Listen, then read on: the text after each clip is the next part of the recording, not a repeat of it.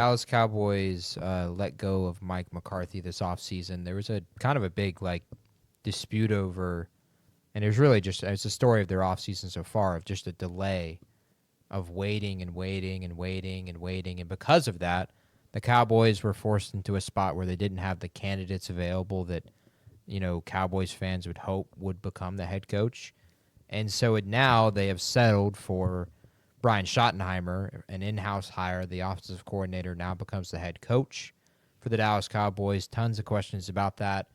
But like I said, it's been a story now of Dallas off seasons.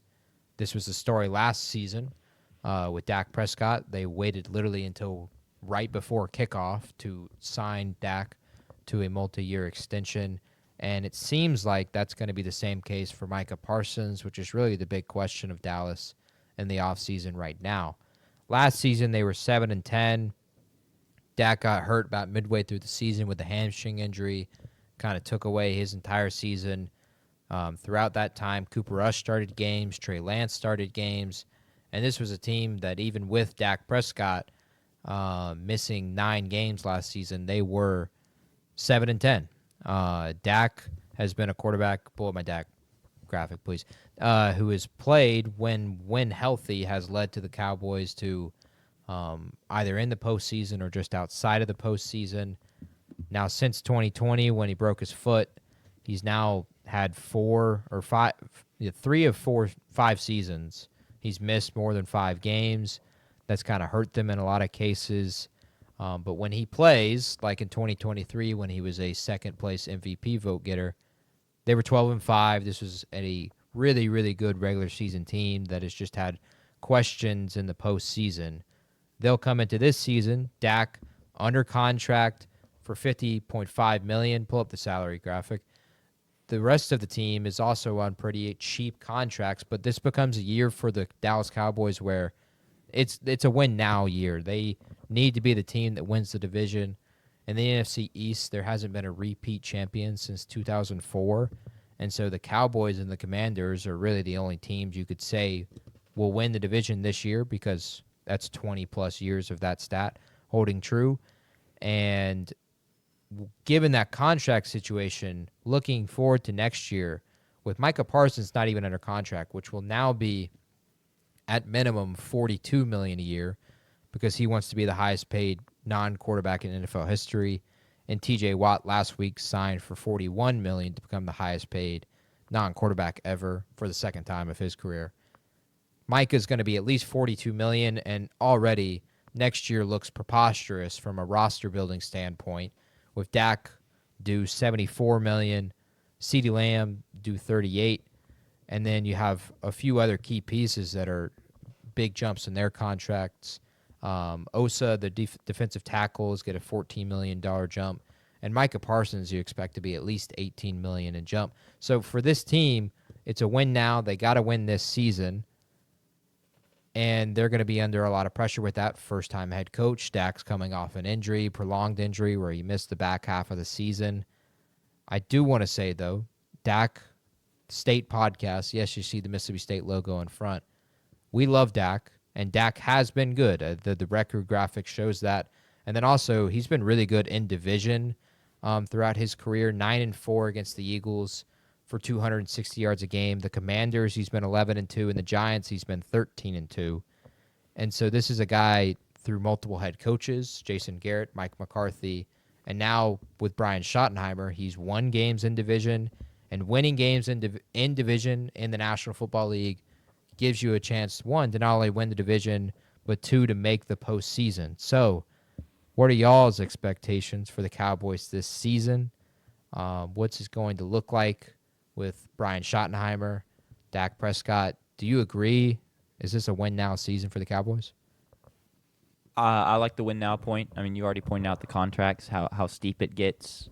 And also it just, in terms of the Dak, even CeeDee Lamb's been there a couple years now. I think if this group can't win this year, it kind of becomes a question of like, okay, when are they ever going to win? Yeah. Because a lot of the kind of key pieces have been there for a couple years now. I don't love the head coaching hire. I think you'll be hard-pressed to find anyone that likes the head coaching hire. our fan picks, we'll get there in a minute, is made by Andrew McBride, someone that's been mentioned on the podcast multiple times. Another person, he's a fan pick, so he's a big Cowboys fan. That's a Cowboys fan right there that's very critical of the head coaching hire. So it's not, even their own fans, I guess is what I'm saying, are critical of the head coaching hire. Because it's a typical Jerry Jones head coaching hire in terms of kind of just seems like another yes man, someone that it allows him to maintain a lot of control of the team, and he won't get much pushback from the head coach, which is what he really wants. In terms of them getting it done this year, I anticipate them to take a step forward from last year. They went, you said 7-10 last year. I think they'll be an above 500 team. But this version of the Cowboys has had regular season success multiple times, so it really comes down to what they can do in the postseason. And I don't really see them being a team to get it done in the postseason. So, yeah, I would agree with that. I'm not the biggest fan of the hire. I think there's some other better candidates out there, specifically like a Mike Vrabel kind of guy who we saw have some success at Tennessee, and then I think get fired. And I think that he was a guy that deserves another chance as a head coach, and would love to see that happen. I don't think that promoting from within for an offense that has not, like I was just looking at their stats for last season. When Schottenheimer was the offensive coordinator last year, right? Yes, but he was not calling plays. Okay, so who's calling plays? McCarthy. McCarthy Okay, McCarthy's being calling the play plays. caller, yeah. Has Schottenheimer called plays? Yes, Brian Schottenheimer is going to call plays this season. Okay. As the head coach. This is the first time he'll be calling plays since COVID with the Seattle Seahawks. Those Seattle teams, which was 3 seasons with Russell Wilson, they were top 3 in rushing attempts for the 2 of the 3 seasons in Seattle. They were a heavy ground and pound kind of team, but there was also it was kind of a limitations of part of it was that was the let Russ cook years that we remember, and there were obviously they would think limitations there from the quarterback standpoint. So he was a heavy run game coordinator in Seattle, but he'll be calling plays this season with the Cowboys. Yeah, I don't really know. Like you said, that was kind of a dictated by his situation. That Schottenheimer was running the ball a lot. I don't know. I hope to see him transition, given that he's in a different situation now, and I'm sure that he will take advantage of his situation now. I don't know, talking about Dak's contract, and like we weren't specifically talking about this, I don't think Dak, when he got that contract extension, was the highest paid quarterback, right? Mm-hmm. That was, I think, a little extreme. So I'll be interested to see what the offense looks like, because right now I don't know. They've got Miles Sanders as the running back. It's a topic I want to bring up. That's one of my big questions. So let's talk about the run game, because Schottenheimer has been a heavy runner previously. Let's talk about the run game. For the backs, Dallas has 3 of them that are more than likely have the best chance, 2 that are most favored, and then there's a 4th outlier that I think is going to get carries this season. They've got 4 backs. Pull up if you got the fantasy average draft position. So this kind of puts you in perspective in terms of how many kind of like fantasy points you would expect from them, what the public views, the perception of the run team is going to be. They bring in Javonte Williams from the Broncos. They draft Jaden Blue from Texas, the big home run hitter. They bring in Miles Sanders from Carolina. And then they also draft Phil Maffa, who was a great tailback for Clemson for many years. And so they're going to have 4 backs there. All of them have the potential to get carries throughout the season. I would not be surprised if all of them did.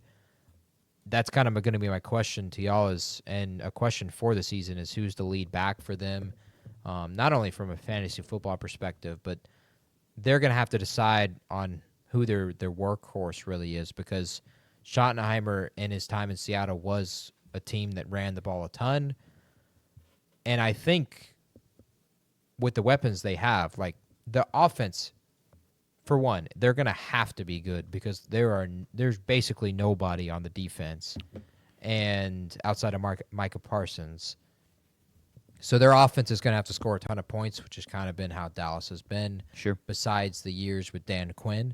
So for me, their tailback, it could be any 4 of them. I expect it to be all 4 of them. I'd put Miles Sanders lowest on that list, though. I think Javonte Williams is going to start the season, but you're going to see a ton of Jaden Blue. They'll rotate those 2 guys through, but I would not be surprised if all 4 got carries. And I do kind of like the cast. I don't think it's bad for a team that is kind of hesitated to put money into running backs outside of Ezekiel Elliott. They've had tons of chances to land these other big free agent running backs throughout the past, and they've had chances to take swings. They were in the running for Derrick Henry, and they just decided to not cough up the money for it. So Dallas's running back situation, there's 4 of them, which I think for Cowboys fans, it's a positive because you think of last season, no one thought anything of the running backs with Rico Dowdle, and I forgot their backup tailback, but it's an improvement on the running back room for me. It was the guy that went to Carolina. Is that Rico went to Carolina? Rico went to Carolina, Okay, yes. yeah. I think it's an improvement for me in the running back situation, and I think it's going to help them offensively a ton. Offensive line, too, they add Tyler Booker in that first-round pick, the first surprise pick of the night for a draft that we thought was going to be crazy. Tyler Smith is going to start immediately, or Tyler Booker, apologies. Tyler Smith will start at left guard, though. Offensive tackle is kind of a question. Tyler Guyton, a third Tyler on the offensive line, and Terrence Steele, who's getting paid all that money, were not necessarily great from a PFF perspective last season. And the offensive line doesn't have Zach Martin anymore. Zach Martin retired this offseason. And then they lose. I think a big story for them is what if Dak gets hurt? And that kind of goes back to the Dak missing games in the last 5 seasons. They don't necessarily have, that Will Grier would probably be their backup quarterback. Yeah. And that would be a problem. Maybe Joe Milton. Joe Milton was traded for, and he could be their backup quarterback as well, although I doubt it. Offense is going to be the story of the Cowboys this season. It's going to be the engine of the team. And I hope it's good. I think it will be productive. Dak has been productive with a lot of offensive coordinators, but I'm very, very curious to see how Schottenheimer looks calling plays for the first time since COVID. Yeah, I just want to go back and touch on the running backs real quick. I kind of agree with what you said. If I'm interpreting what you said right, it feels like a running back room where the sum is greater than the parts. Mm-hmm. You don't look at any of these guys, and if they're your running back 1, you kind of want to go vomit, honestly, because, Javonte Williams had 500 rushing yards last year for the Broncos. Wasn't great, 4 touchdowns. Miles Sanders, 200 rushing yards last year. These guys have all had I'm talking about the other 2 guys are rookies, so I'll get to them in a second. But we're looking at guys that have kind of had chances to be running back 1s before, and every time they have that chance, they fall flat on their face. Mm-hmm. So I think their time their chance to be a running back 1 is over. That ship has sailed for them. Yeah. The younger guys, it's more of a wait and see. Phil Maffa had his moments at Clemson. Actually, I think worked really well there as a workhorse back when he got a ton of touches and stuff like that. He struggled to stay healthy, I believe, last year. Yeah, last season was a he huge was dealing issue with for him. A shoulder injury. Yeah. And for a running back, if you got a shoulder injury, you don't want to run into anybody. Yeah, it makes it tough. And then Jaden Blue is your more home run hitter, catching passes out of the backfield. Had some fumble issues last year at Texas, which doesn't really fly in college, and it definitely doesn't fly in the NFL. So if he can't hold on to the football, he's going to struggle to get many touches. So basically kind of dogged on everyone in the group. But when you put it all together, I think you have some pieces. They all do kind of different things. I could see it working out really well or good enough to service, a Dak CeeDee Lamb combo and a good passing attack. Yeah. It's just going to come down to, can they manipulate the pieces right? Can Schottenheimer find who to use in certain situations and get them in the spots they need to be to succeed? Yeah, I'll say so. The thing I don't like about it, and I think it's the thing I see a lot in pickup sports. Like if you remember our Suco volleyball team, right? You can say that the sum is greater than the parts. The issue is you can only have a certain number of those parts on the field at one time. Sure. And so you can say, oh, well, this running back provides this aspect, and this running back is, he provides this skill trait.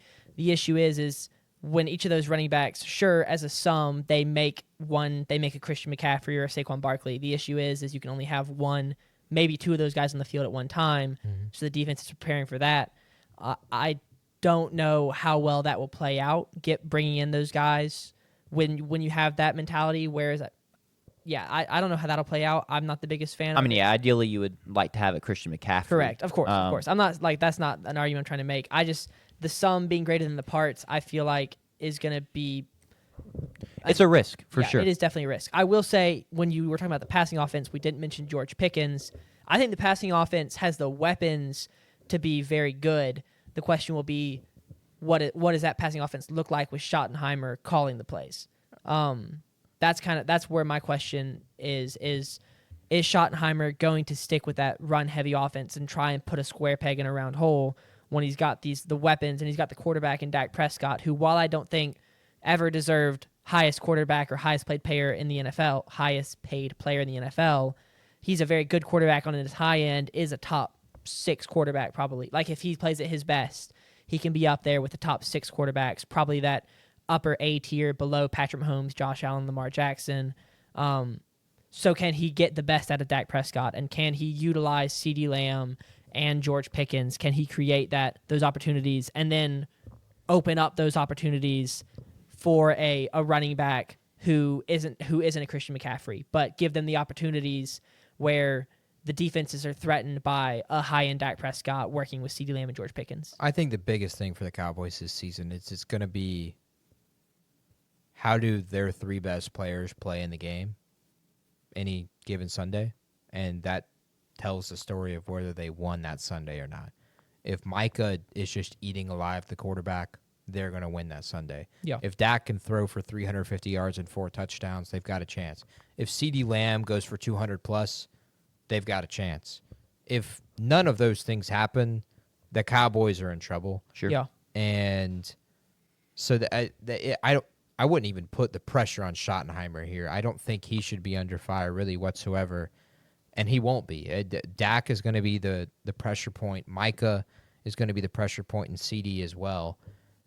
And I do think they're going to succeed more than they will fail, which is why I have them also having a winning record this season. On the running back perspective, final point on that, I do want to say, yes, sum is not greater than its whole parts, but I do think they've made the right moves this offseason in terms of adding backs that fit the system. Javonte Williams is a willing pass catcher. Jaden Blue, that's probably his best skill is catching passes. So adding those, or the quarterback in Dak who likes to throw the ball a lot, it's actually really something he's never had, because Ezekiel Elliott was a workhorse back, and it was really never a pass catcher. Tony Pollard really was never a pass catcher back for them. He was also kind of a ground and pound with a little bit more speed than Zeke. So I think it could be interesting to see how that plays out with Dak now that he's got a back that can catch it out of the backfield and go make a few guys miss. Defensively is where there's a ton of questions, and Micah Parsons is going to have to fill a ton of holes, but this is a team that's beat up in an off season. The season isn't even starting, and they're not healthy. Demarion Overshone tore 3 ligaments in his knee in week 14. He's likely to miss much of the season, but he's optimistic of returning this year healthy. But who isn't optimistic in their recovery process? And then Trayvon Diggs is going to begin the season on the PUP list, so he's guaranteed to miss the first 4 games. And more than likely, I think he wouldn't return until about week 7. The defense, they have names, but you know the names only because the Cowboys are on your damn TV every single week, with guys like Malik Hooker and Deron Bland, who was not great last season after a excellent season 2 years ago. Donovan Wilson, same story. Gig 'em. Damone Clark being basically their lead linebacker in the middle. It's really a defense that doesn't have, outside of Micah, I don't think there's another guy on that defense where it's like, okay, you fear him going into a week. You game plan for that guy. Malik Hooker is really the only guy I kind of put in that conversation. These are just guys that play for the Cowboys, and because they play for the Cowboys, you know their name. Yeah. I'll say, so my counter to that would be I don't think there are any other guys that like you fear or have to game plan around, but because you have a Micah Parsons, I think they do have the guys who can take advantage of the other team having to game plan around Micah Parsons. They bring in Dante Fowler, who me and Jack were talking earlier today, led the Commanders in sacks last year with 10.5. They return Osa Odigizua, I believe that's right, who had 7.5 sacks. Hold on, I just looked at it. He had 7 sacks as a defensive interior last year with the Cowboys. So these are guys who I don't think by any means, like if you take Micah Parsons out of the equation, then you're in trouble. But because Micah Parsons is in the equation, now all of a sudden if he's getting double teamed and you've got Odigizua and Dante Fowler working one-on-ones on the other side, that's a decent setup. That gives you have a lot more confidence about that than you do if you take Micah Parsons out. They also drafted Donovan Ezeraku. Correct, in the second round. They fell to the second round. I really liked his tape. It's a defensive line is actually a strength, but I do still think, like you said, if Micah Parsons is out, it's not a strength anymore because they are not players that are necessarily going to do it on their own. Besides, you could say maybe that's the case for Dante Fowler with the way he played last season. But when they're together and healthy, the defensive line is going to be good. But for me, it's really the secondary and the middle of the defense. The linebacking group is not great either. And without Demarion Overshone for much of the season, there's not really anyone in that linebacking group that I trust. Deron Bland, it felt like with last season, you could almost say maybe 2 years ago, it was just a luck of the draw kind of thing. The ball just came his way when it needed to, and he got the picks. If you go back and watch them, not necessarily a ton of them were necessarily like elite plays made by him. And Trayvon Diggs, like I said, will not be there playing. But Trayvon's also had his questions a ton in his career in Dallas, kind of been a cornerback that gets blown by and gives up big plays. But he has highlights, and he's related to Stephon Diggs, so people view him highly. And he has stars on his uniform. That helps, too. It's also true. So defensively, it'll be an interesting question. Matt Eberflus comes over from the Chicago Bears, and he'll be the defensive coordinator, and he'll call plays this season. Their defense just has to, for me, I think their defense just has to be good enough to keep them in the game because I expect at least the offense to be an offense that's top 12 in the league. The weapons are too good for them to not be. If they're not, then Dak isn't playing well, and he'll be under fire. But he's under fire every single week, so he's kind of used to that at this point. For me, right now, though, it's the contract situation. Micah Parsons has to get paid somehow. Yeah. This is letting him go is just an extreme problem. Because Micah is in that top 10 class of players in the NFL, and he's a game wrecker, and he has been throughout his career in Dallas. He's been a guy that just takes over defensively, and like we're saying, he makes the defense good by playing because he allows other players to play well as well. And I would relate letting him go to like if the Mavs had let Luka Doncic go in free agency. Like you just don't do that. And Dallas, that's already happened before, and they're no stranger to poor moves made by management. So it for me, it's Micah. One, why the hell did we not pay Micah earlier? Because this is he's only getting more as expensive. you've seen, it's only getting more expensive.